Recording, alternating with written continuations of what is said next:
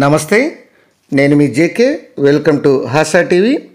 ఆంధ్రప్రదేశ్లోని గుంటూరు నగరంలో అంతర్వలయ రహదారిలో ఈ యొక్క గడ్డిపాడు వద్ద ఉన్నటువంటి రైల్వే మార్గంపై రైల్వే ఓవర్ బ్రిడ్జి ఆర్ఓబి నిర్మాణానికి రైల్వే శాఖ నిధులు మంజూరు చేసింది. దానికి సంబంధించిన వివరాలన్నీ కూడా ఈ వీడియో ద్వారా వివరిస్తాను. వీడియో చివరిదాకా చూసి ఒక్క లైక్ ఇవ్వండి ఫ్రెండ్స్. ఏపీ రాజధాని అత్యంత కూతవేటు దూరంలో ఉన్నటువంటి గుంటూరు పట్టణంలో ఈ యొక్క అంతర్వలయ రహదారిలో గడ్డిపాడు వద్ద ఉన్నటువంటి రైల్వే మార్గం వద్ద ఈ యొక్క ట్రాఫిక్ ఇబ్బందులు అనేవి తీవ్రంగా ఉన్నాయి. ఈ రైల్వే ఓవర్ బ్రిడ్జ్ ఆర్ఓబి నిర్మాణానికి రైల్వే శాఖ 107.79 కోట్లు మంజూరు చేసింది.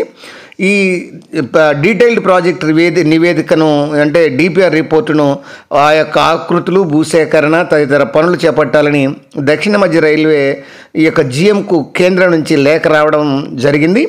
దీంతో వంతెన నిర్మాణానికి మార్గం సుగమమైంది.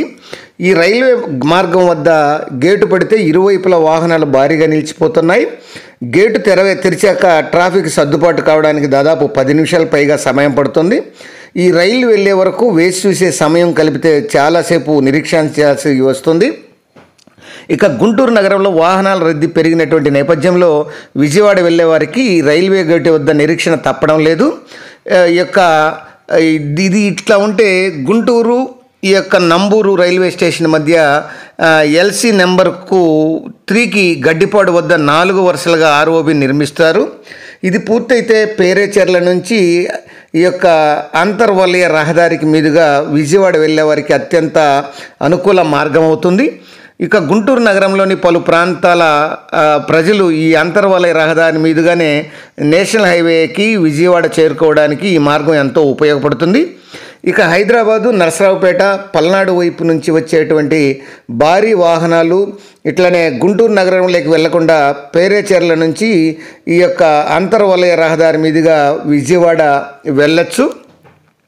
ఇక గుంటూరు నగరంలో ట్రాఫిక్ సమస్యలకు పెద్ద అడ్డంకిగా ఉన్నటువంటి ఈ యొక్క శంకర విలాస వంతెన మరియు గడ్డిపాడు రైల్వే మార్గంపై ఆర్ఓబి, అలాగే నంది వెలుగు మార్గంలో నిలిచిపోయిన వంతెన నిర్మాణం ఇవి పూర్తి చేసే విధంగా కూటమి ప్రభుత్వం చర్యలు చేపడుతుంది. ఈ సందర్భంగా ఇక్కడ గెలిచినటువంటి ప్రజాప్రతినిధులు కూడా ఈ సమస్యల పరిష్కారానికి కృషి చేస్తున్నట్లు ఆ దిశగా అడుగులు వేస్తున్నారు. ఇక శంకర విలాస వంతెనకు వచ్చేసి 98 కోట్లు మంజూరు చేయించారు. ప్రస్తుతం దీని ఆకృతుల్ని రూపొందిస్తున్నారు, అంటే డిపిఆర్ రిపోర్ట్ను తయారు చేస్తున్నారు.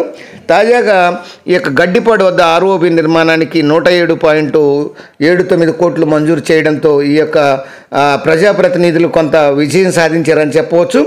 అట్లనే నంది వెలుగులో రైల్వే మార్గంపై ఈ యొక్క వంతెన నిర్మాణం చేయడానికి కేంద్రం నుంచి నిధులు రప్పించేందుకు కృషి కూడా చేస్తున్నారు.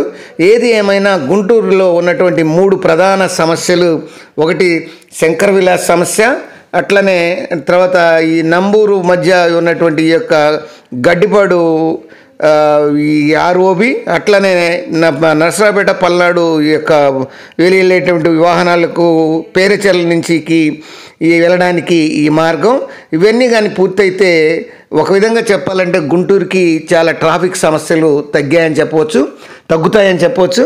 అది ఫ్రెండ్స్, గుంటూరు ట్రాఫిక్ సమస్యలు తీర్చడానికి ప్రజాప్రతినిధులు అమలు చేస్తున్నటువంటి 3 ప్రధాన నిర్మాణాల గురించి మరొక అంశంతో మళ్ళీ మీ ముందుంటాను ఫ్రెండ్స్. జై హింద్.